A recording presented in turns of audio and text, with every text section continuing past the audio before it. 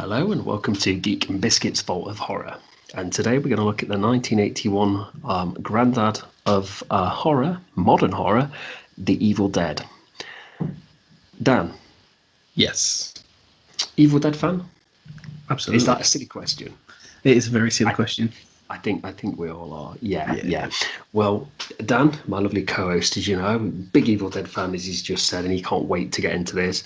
But we've got a very special guest, guys, to actually introduce you to. We are joined by the star of the Evil Dead series, Bruce Campbell. Bruce, thank you so much for joining us. Well, hello, Mr. Fancy Pants. So, guys, just before we start the review, I'd just like to listen to our sponsor for today's video.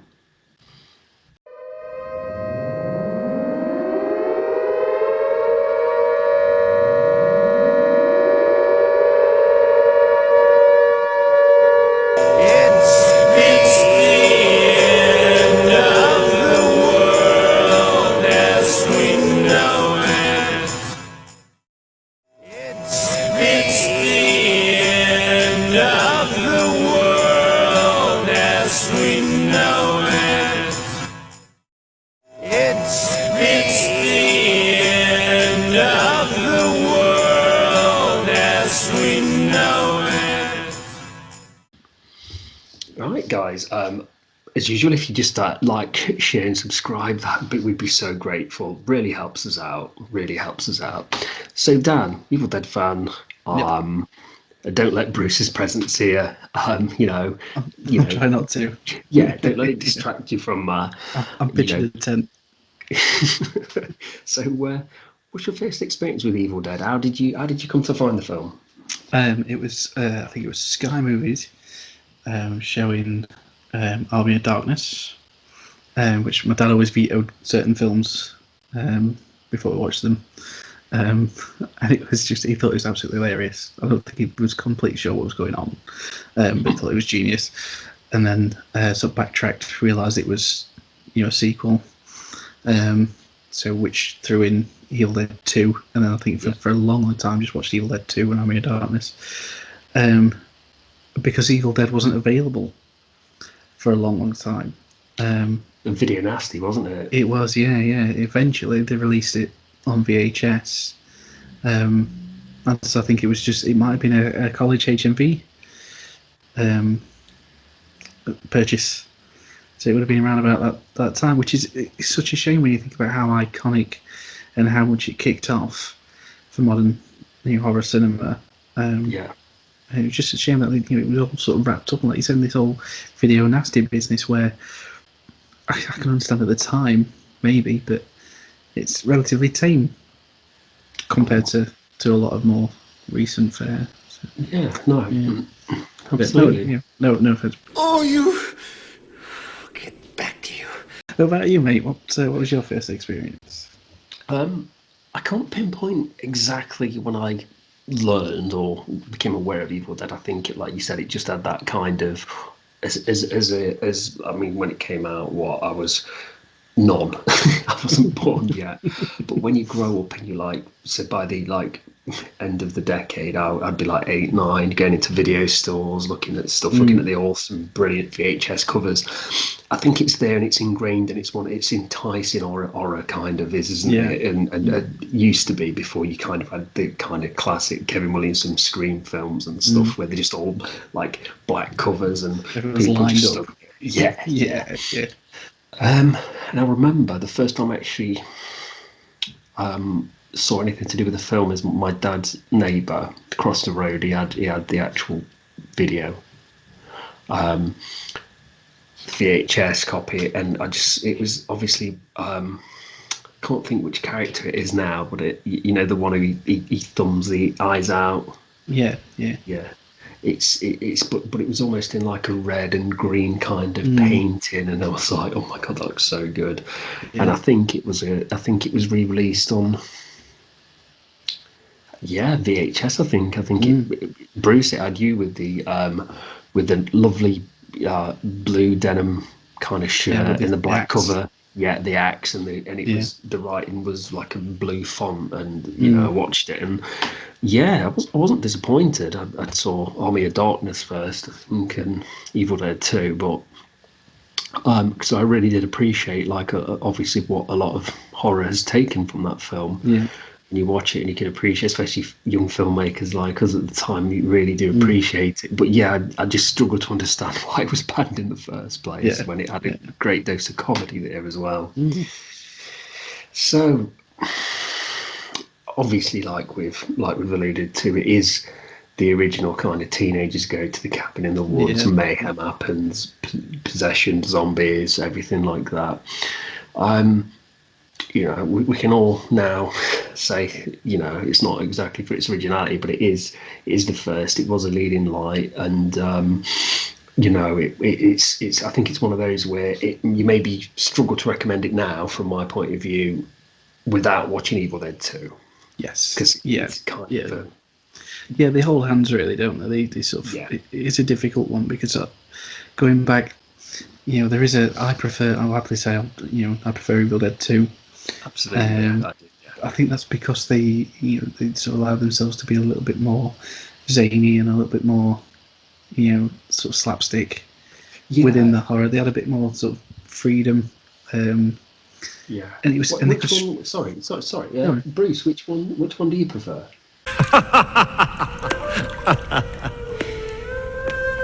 Where was I? yeah, no, well, I can't argue with that. That's, No, that's the master absolutely. saying that, so you know. Yeah. So, but yeah, I think because the obviously they streamline the entire Evil Dead into the first sort of 20-25 minutes of Yeah. Evil Dead 2. I think I didn't feel like I had to revisit the first Evil Dead No. as often as a kid, and I think a lot of people probably fell into that trap. They think, well, I've already seen a shortened version of that, so why watch it again? But I think people do really miss a nice little gem of, you know, like sort of splatter horror Yes. by doing that. Yeah. Absolutely. I think it almost brings up comparisons for the Terminator and Terminator 2 for me, Yeah, where you could easily say you've not missed much if you just watch it from the second, if you're showing it to somebody, but actually you do miss a nice, well-made little film. You don't miss anything regarding world building and things like that. Oh, no. But yeah, and I think, you know, the film's just like we said before. It's just a remarkable film. I think it was made for $50,000. next to something. Yeah, absolutely, and it's just laid the groundwork for all these other horrors to happen Yeah. afterwards. and then spawn a franchise for something that was sort of, you could have quite easily been dismissed. I mean, yeah, they had Stephen King's thumbs up, which really got them the rest of the Yeah. financial backing and got things moving, didn't it, for them? Yeah, absolutely. It's just, you look at it and think how it's beggars belief that this small budgeted horror film that, you know, like you said, probably didn't shake the earth when it was made, spawned such a popular franchise. Yeah. But still going strong. You know, up to now, yes, the other TV series has ended, but we're getting the new Evil Dead game coming Yeah, out. absolutely. So it's still going strong. It is, yeah. No, that's it. I mean, you think about that. I mean, Bruce, just like me and Dan are here sat talking about something you were making when you guys were, you know, were teenagers or Yeah. in your early 20s, and now there's a clamber for a TV show in 2015 and stuff. I bet Yeah. at the time you'd have thought we're mad. What would you have said to us if we'd have said, Bruce, in 2015 you're going to be making a TV series of this? Groovy. That guy's great. Never thought of it that way. So obviously we have the king, Bruce. Yeah, you are. Yeah. So we have Bruce, and obviously, like all friends and, you know, guys that are of the same kind of, you know, all up and coming together, you know, doing it as a bit of a pet project, some as favours, some paid, some more in the know than others with everything that's going off, some more happier than others. But what about Sam? Dan. I mean, Well, Bruce, obviously, Ash becomes great, but Dan, this film, I think, is our Evil. If Evil Dead 2 we associate with Bruce, I yeah. think 1 is definitely a Sam Raimi Oh, kind of. yeah, absolutely. And it's the inventiveness. It's the fact that they're really working on the fly. He invents dollies and different camera movements and structures for stuff like the Samo cam, the Ramo cam. It's all these sort of mad little inventions just to be able to do specific shots. And it's so inventive, and again, I keep saying it's a testament, but it really is. It's a testament to Sam Raimi's quality as a filmmaker at such an early age.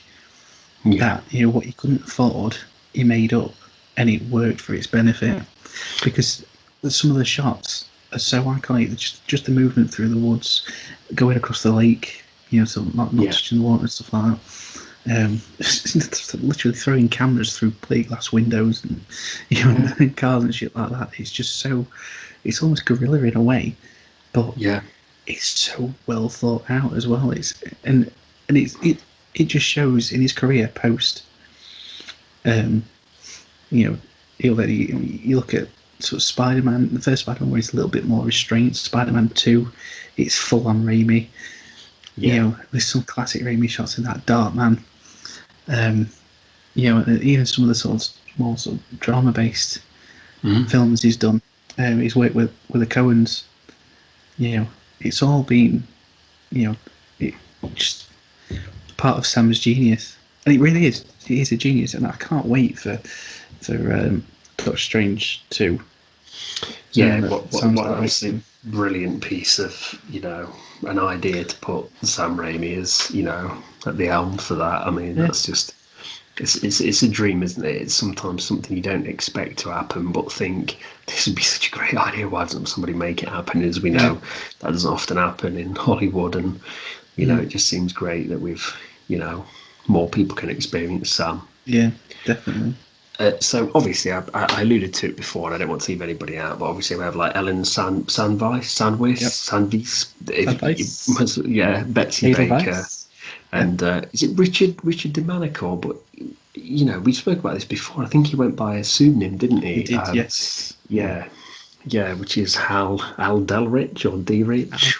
He said Jackie Daytona. That would have been there. Yeah. Yeah. But these guys all, I mean, they give it the all, and bless Helen for the tree scene. Obviously, that became I mean, she was. I mean, I know it's obviously testament to the effects and Sam's camera work and things like that, but that could have felt really flat on its face. Oh yeah, I mean, I watched it recently, and I was surprised because I'd not seen it in years.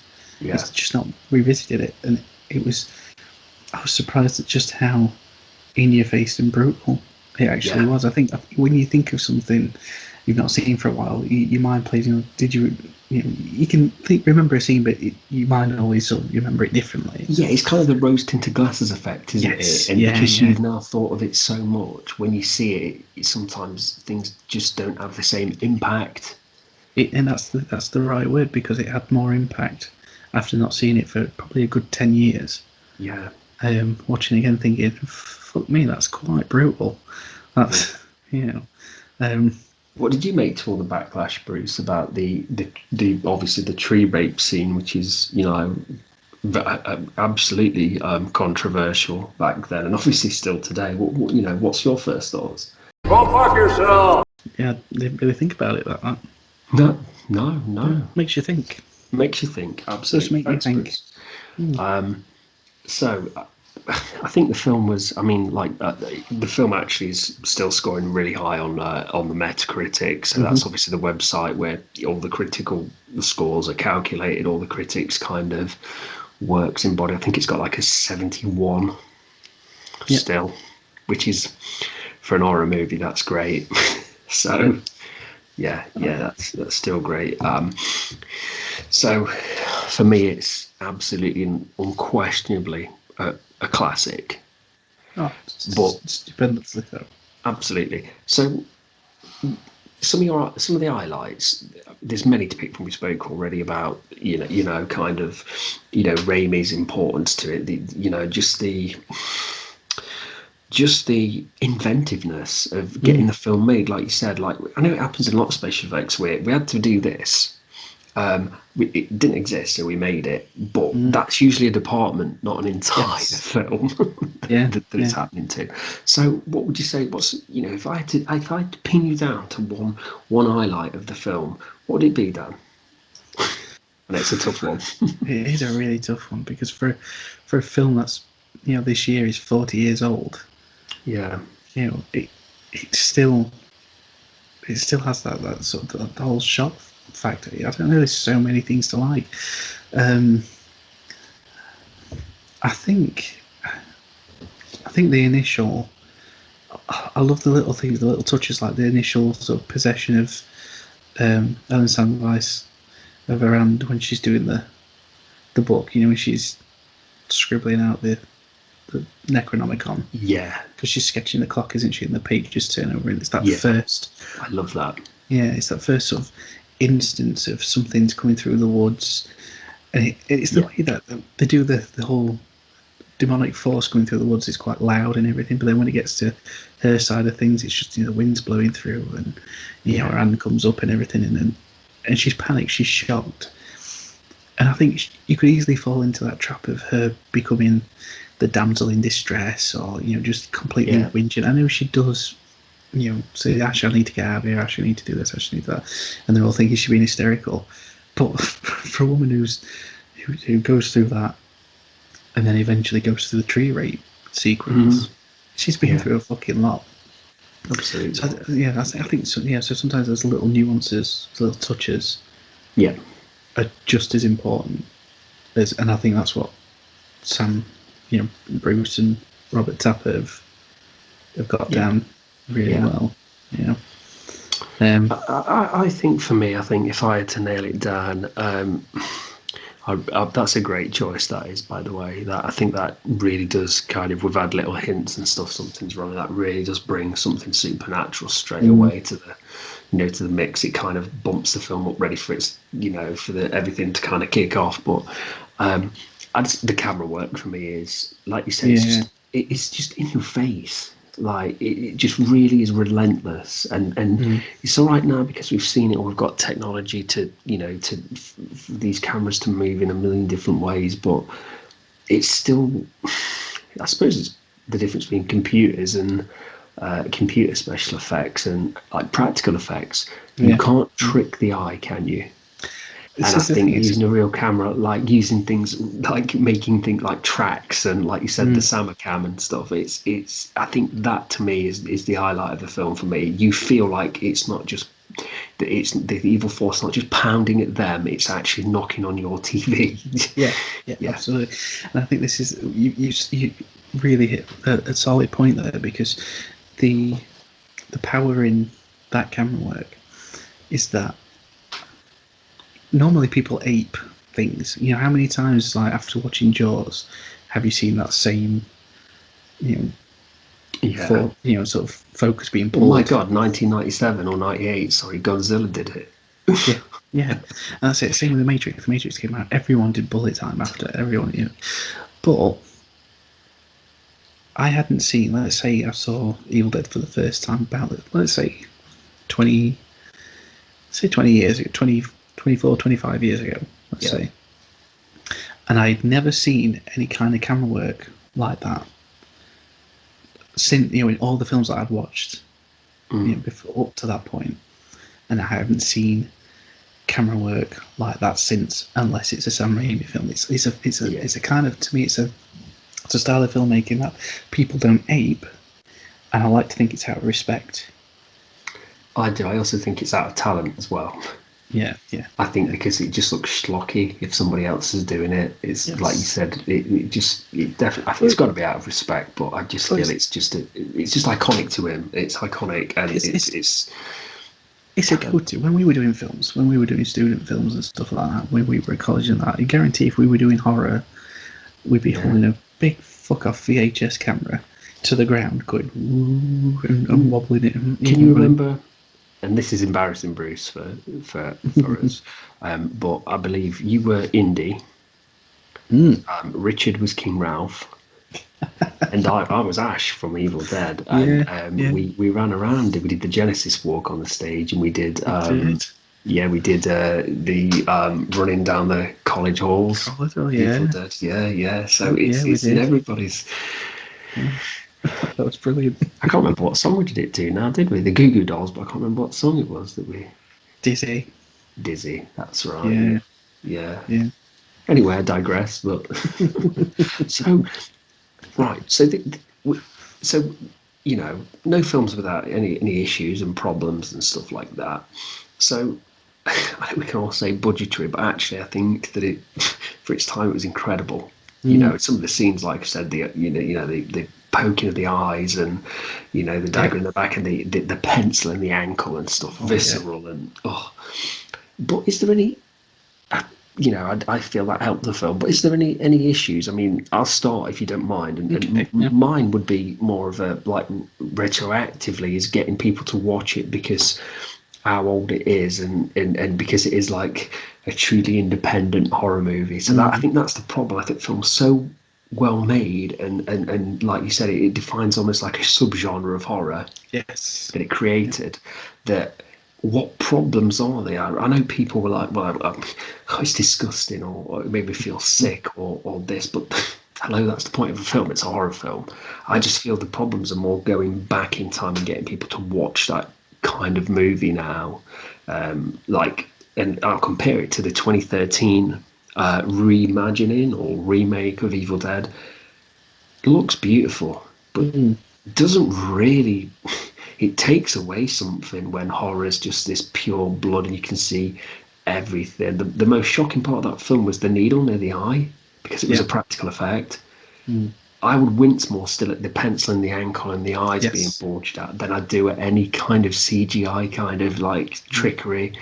So that's my issue with it. Yeah. I think that the film is great and it is it does belong in a vault of horror, like in a nice golden kind of film reel. Yeah. So the problems to me are all going backwards. But what about you? Do you feel there is anything with the film that they maybe could have done differently before Bruce gives us that glare? Easy, Bruce. As I can't honestly say that there is, because I have absolute utmost respect for the crew, the cast, the entire team that did it for going out there and taking something they loved to do as kids, making their little Super 8 films, and getting dug in and having a good fucking go. And I can't. How can I? Even the end result could have come across worse. It could have been not fully developed. It could have, but it wasn't. We got one of the single most iconic horrors, of the last 100 years. Absolutely. And I think you can't find fault in that. You could easily say yes. Some people might say, "Well, performances aren't this," or camera work's not this, or whatever. It was friends helping friends out to make the Evil Dead. Just it's such an iconic. But three words put together. I think you raised a really, really interesting point earlier when you said it's almost guerrilla style. So do you feel if you had more polished out at the time, it'd detract from? Because I do. Yeah. I believe it'd 100%, detract yeah. from the experience. Yeah, I mean, you're looking around like if you had someone like, coming into prominence, let's say Harrison Ford's just come off shooting Raiders. Yeah. Empire's just come out. Raiders is about to come out. You have to stick Harrison Ford in there. It just won't work. No, absolutely. I'm not saying obviously it's just the name I pulled out because he was on his way up at that time. Yeah. Successor American Graffiti and Star Wars and everything. But you wouldn't see like someone like Pacino. Big Burton. Yeah, that's it. It's like, so Al, you just finished The Godfather. What are you going to do next? Oh well, I'm going to do The Evil Dead. Raw. You just, it wouldn't happen. No. So no, it was really is, and people say this about a lot of stuff, but it really was lightning in a bottle. Yeah. It really was. It was the right people at the right time. Yeah. doing something that they love, doing it for the love of it, not because they wanted to make $1 million, not because they wanted to make nowadays, $1 billion at the box office. They just wanted to make a film for other people to enjoy and get it out there, and that's what they managed. And it just, luckily enough, between them, Bruce, yourself, absolutely adored actor, celebrity. Yeah, that's because unlike most action stars, I can speak, what's the word, English. Sam, one of the world's most foremost directors, who doesn't get enough recognition in my eyes. Robert Tappert, a stupidly powerful producer with a lot of work under his belt, and just people might write it off, but you look at the Hercules and Xena series, whether people like them or not, they were huge. And that's all thanks to these guys. Especially in New Zealand and places like that, it was couldn't escape it. No, that's it, and it's thanks to these guys. Marvel modern. You can say the Marvel films started with Blade and X-Men, 1999, 2000, but Spider-Man, especially Spider-Man 2, were fucking huge. And that's down, without Raimi at the helm, that's just... Yeah, they could have died a death. I think it started, and I think X-Men in 2000, kind of paved the way for more cape, tights, kind of mutant, not so humanoid characters being able to hold the screen. And I think what Sam Raimi did was show off these great effects, show off something that had not been done, but found silliness and heart, and put them up there, because at the end of the day, every story is about people. If we don't care about the people, we don't give a shit, do we? About the film just doesn't. It's not worth a rewatch. So films like this that are 4 years old, and people are still, doing reviews or podcasts or retrospectives on, is because these films stand the test of time. Absolutely, 100%, mate. So, just to wrap it up, obviously, Bruce, thanks so much for coming. Thank you. It's been an absolute pleasure, mate. Thank you very much. Yeah, I mean, it's absolutely one of our favourite films. I say ours if we're a hive mind, but it is one of our absolute favourite films and franchises. So thank you so much for being here. All I have to say is, Dan, is this a recommendation? Do I even need to ask? You don't, but you have, so I will answer. But I can't even talk. I'm that excited about recommending it. I can't even get my words out. Yes, please. If you honestly, it's one of these things that if you've only seen the reboot, the reimagining, whatever you want to call it, you're giving yourself a disservice not to go back and see where it all started. Same with if you only see Evil Dead 2, Army of Darkness, go back, watch the original. Like I've said a fair few times, if you have seen it, go fucking watch it again. Yeah, absolutely. Yeah, go in and relive it in its full majesty, because it's great.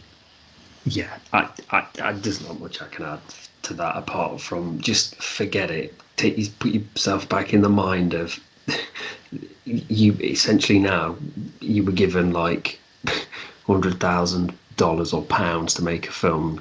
Put your mind in, put your mind with these guys' actually mouths and fists and feet where they were working their asses off. You go and try and feel what that is. Just watch the film and just put yourself back from an audience member of watching horror then. And I think it's an unbelievable film, and it's a rite of passage. You have to watch this film if you're an horror fan. It is a part of the Bible of horror movies. Yeah, definitely. So Geek and Biscuits have given you 2 thumbs up there. So Bruce, we want these guys to come and watch it, and if you don't, Bruce, what are you going to do about it? Never fuck with the king. Well, I won't like to be on the wrong side of Bruce. Yeah. I think you guys ought to watch it. No, thanks, Bruce. Yeah, they know you're joking. So, guys, thank you so much for watching. Please like, share, and subscribe. It is our food. We do not eat or drink here at Geek and Biscuit. Don't even talk sometimes without hungry. We feed off likes. So, this is Grant from Geek and Biscuits. seeing out with his friend Dan. Ta-ta, everyone. And Bruce, we're going to give you the last line for this review. Oh, Croaky, this is for the broken window. What broken window? Classic Bruce. Right, take care, Dan and Bruce, and everybody out there. And good night. Good night, mate.